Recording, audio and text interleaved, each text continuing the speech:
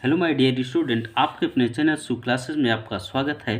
तो I hope दोस्तों आपकी स्टडी अच्छी चल रही होगी और आप इस टाइम पे काफ़ी हार्ड वर्क स्मार्ट वर्क कर रहे होंगे, क्योंकि ये जो टाइम है आपका 17 और 18 फरवरी, तो इसमें आपको अपनी खाकी वर्दी का जो जुनून है आपके अंदर उसे आपको अचीव करना है। ओके, तो अब इस वर्दी के लिए आपके अंदर जो जुनून है उसको आपको ऐसे ही अंत तक ले जाना है दोस्तों। तो इसी के साथ हम फिर एक बार आपके सामने यूपी पुलिस कांस्टेबल 2013 के प्रीवियस ईयर के जो क्वेश्चन थे, जो क्वेश्चन आए हुए थे, हम उनको यहाँ पे डिस्कस करेंगे और आप यहाँ से आप आकलन कर सकते हैं कि कितना आपसे कितना कॉन्सेप्चुअल क्वेश्चन पूछा है। अगर आपने डेप्थ में स्टडी किया हुआ है तो आप बिल्कुल यहाँ से एग्ज़ाम को क्रैक कर सकते हैं। ओके, बहुत ही दोस्तों आसान है। इसी के साथ हम स्टार्ट करते हैं।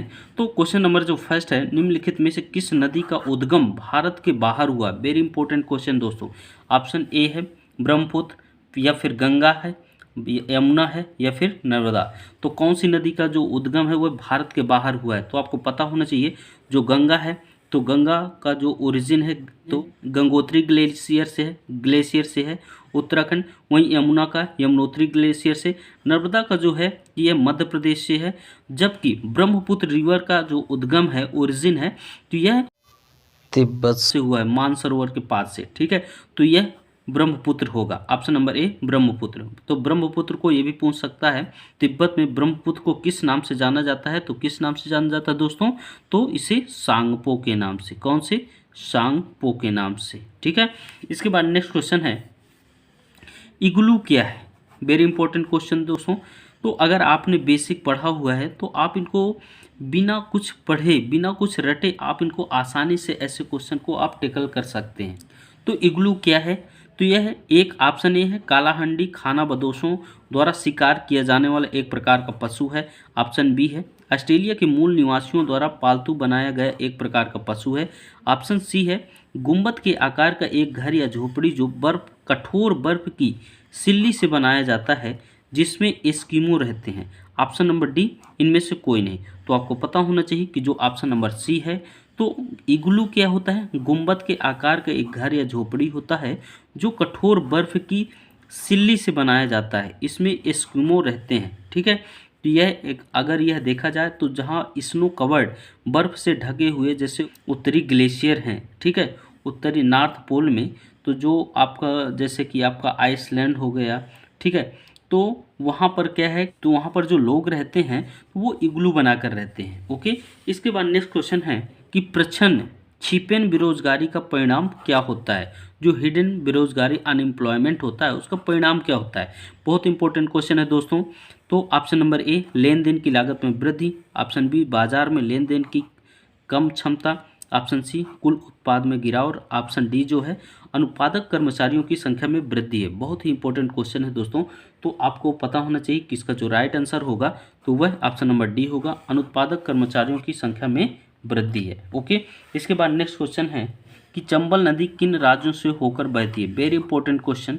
तो सबसे पहले तो यह जान लो कि चंबल नदी का जो ओरिजिन होता है तो महू इंदौर से होता है। ओके, तो यह कहाँ से, किन राज्यों से होकर बहती है? ऑप्शन ए महाराष्ट्र, गुजरात और मध्य Pradesh. Option B Uttar Pradesh, Madhya Pradesh, Bihar. Option C Uttar प्रदेश, मध्य प्रदेश और राजस्थान।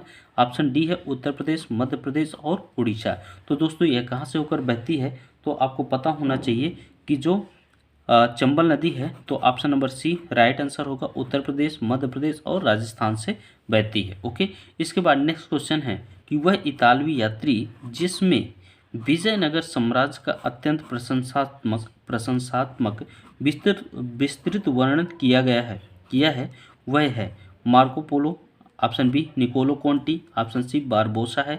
ऑप्शन डी है उपयुक्त में से कोई नहीं। तो इसका जो राइट आंसर होगा वह ऑप्शन नंबर बी होगा, निकोलो कॉन्टी। बहुत इंपॉर्टेंट दोस्तों, ऐसे क्वेश्चन हैं जो आप बिल्कुल आप एग्जाम में इनको कर सकते हैं। ठीक है, बहुत बेसिक क्वेश्चन यहाँ पे पूछे जा रहे हैं। ठीक है, आपको बिल्कुल भी नहीं घबराना है और इन क्वेश्चन को आप बिल्कुल आसानी से आप कर पाएंगे। ठीक है, तो दोस्तों वीडियो को आप शेयर भी करते रहें और चैनल को सब्सक्राइब कर लें अगर आप पहली बार चैनल में विजिट किए हैं, क्योंकि हम ऐसे ही इम्पोर्टेंट फैक्ट्स आपके लिए प्रिपेयर करके लाते हैं कि आप बेहतर से बेहतर अपना एग्ज़ाम क्लियर कर पाएँ, स्कोर अच्छे कर पाएँ। ठीक है, इसके बाद नेक्स्ट क्वेश्चन है दोस्तों कि स्वतंत्रता के बाद रियासतों का एकीकरण में, ठीक है, रियासतों के एकीकरण में सबसे महत्वपूर्ण भूमिका किसके द्वारा निभाई गई? वेरी इंपॉर्टेंट क्वेश्चन है।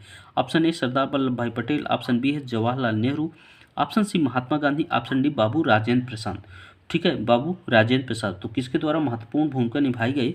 तो आपको पता होना चाहिए कि जो सरदार वल्लभ भाई पटेल थे, जिम्मेदारी दी गई, तो उनकी जिम्मेदारी यही थी कि आप जितने भी ब्रिटिश शासित प्रदेश थे, जो ब्रिटिश कॉलोनियाँ थीं, ये साथ ही जो अलग अलग स्वायत्त शासन स्थापित किए हुए जो राजा थे, तो उनको सबको एक करना था, है ना। तो अपने आप में ये बहुत बड़ा वर्क काम था, जिसको बहुत ही बखूबी से सरदार वल्लभ भाई पटेल ने निभाया है। ठीक है, इसके बाद नेक्स्ट क्वेश्चन है कि चरकुला नृत्य से संबंधित है, किससे संबंधित है? बहुत ही इंपॉर्टेंट दोस्तों क्वेश्चन है। ठीक है, option A Gujarat, option B Madhya Pradesh, option C Uttar Pradesh, option D Bihar है। तो दोस्तों इसका जो राइट आंसर होगा तो कौन सा होगा? तो वह ऑप्शन नंबर सी होगा, उत्तर प्रदेश। ओके, इसके बाद नेक्स्ट क्वेश्चन है कि हर्षवर्धन की राजधानी कहाँ थी?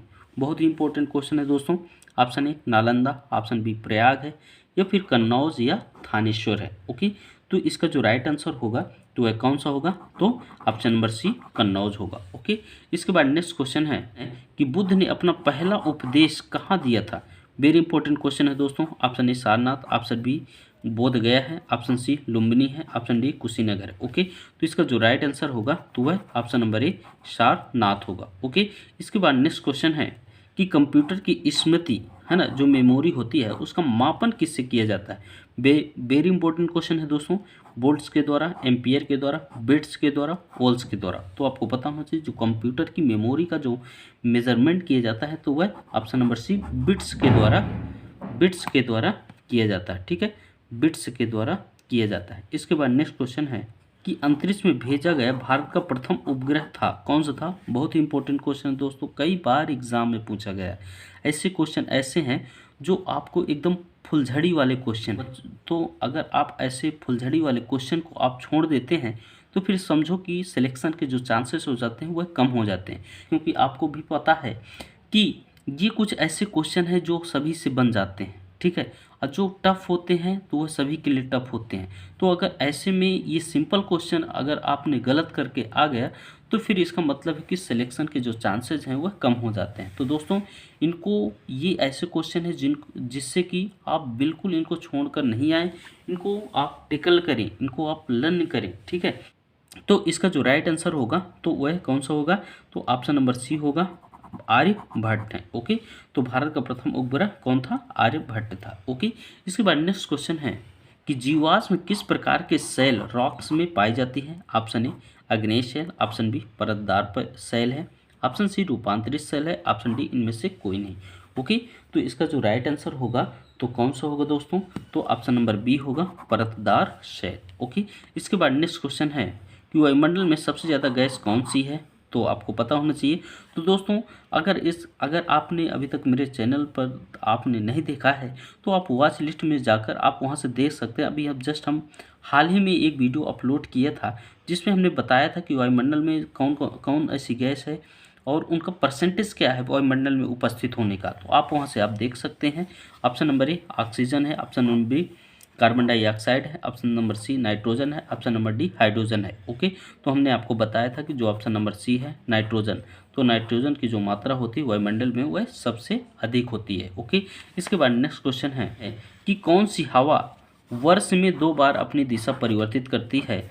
ऑप्शन ए व्यापारिक हवा, ऑप्शन बी पछुआ पवन, ऑप्शन सी मानसून हवा, ऑप्शन डी ध्रुवीय हवा। ठीक है, पोलर विंड्स। तो कौन सा होगा? ऑप्शन नंबर सी होगा, मानसून हवा। ओके, तो हमारे अगर देखा जाए तो हमारे भारत में 2 तरह का मानसून पाया जाता है। एक तो हमारा होता है दक्षिण पश्चिम मानसून, एक होता है उत्तर पूर्व मानसून। ठीक है, तो हमारे यहाँ जो दक्षिण पश्चिम मानसून होता है तो वह जून जुलाई में आता है, और जो उत्तर और पूर्व मानसून होता है तो ये ठंडी के टाइम में, जैसे कि अभी हाल ही में जनवरी के टाइम पे ठीक है, दिसंबर जनवरी फरवरी तक, तो ये लौटता हुआ मानसून बोला जाता है। ओके, इसके बाद नेक्स्ट क्वेश्चन है कि ज्वार भाटा की उत्पत्ति का कारण क्या है? बहुत ही इंपॉर्टेंट क्वेश्चन दोस्तों, कई बार रिपीट हुआ एग्जाम में। ये ऐसे क्वेश्चन तो आप बिल्कुल देख कर टिक कर सकते हैं, ठीक है।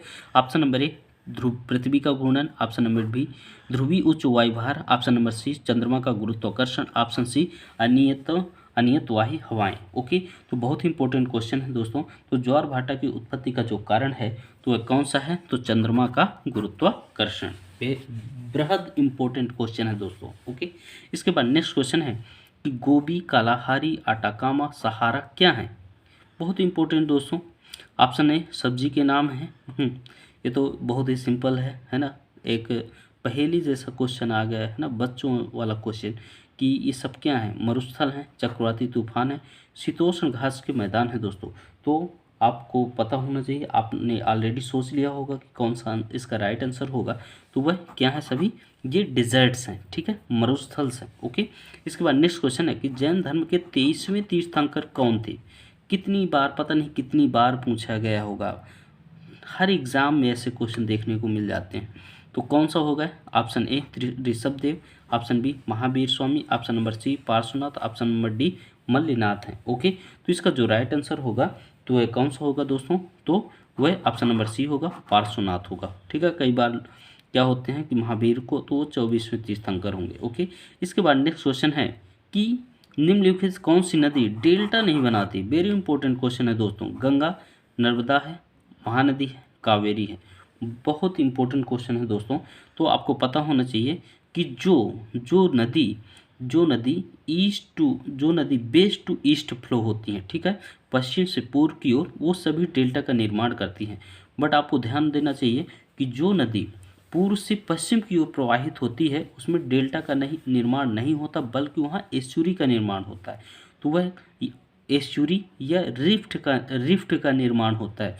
तो वह कौन सी नदी होगी, तो वह ऑप्शन नंबर बी नर्मदा। तो आपको पता होना चाहिए कि भारत में से केवल 2 ही नदियां हैं, नर्मदा और तापी, जो पूर्व से पश्चिम की ओर बहती हैं। ओके, आप इसके बाद नेक्स्ट क्वेश्चन है कि एशियाई खेलों में 400 मीटर की दौड़ में स्वर्ण पदक जीतने वाली पहली भारतीय महिला कौन है। Option number A ML Valsamma, option B PT Usha, option C Kamaljeet Sandhu है, ऑप्शन डी के मलेश्वरी है। ओके, तो बहुत ही इंपॉर्टेंट क्वेश्चन है दोस्तों। तो इसका जो राइट आंसर होगा कमलजीत संधू है। ओके, इसके बाद नेक्स्ट क्वेश्चन है कि नीलकंठ में कौन सा समास होता है। बहुत इंपॉर्टेंट है।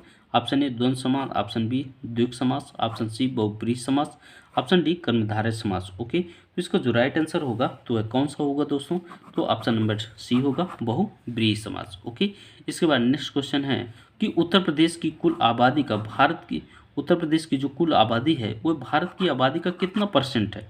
Option A 16.4%, option B 23.2%, option C 11.1%, option D 13.2%। तो इसका जो राइट आंसर होगा ए नंबर होगा 16.4%।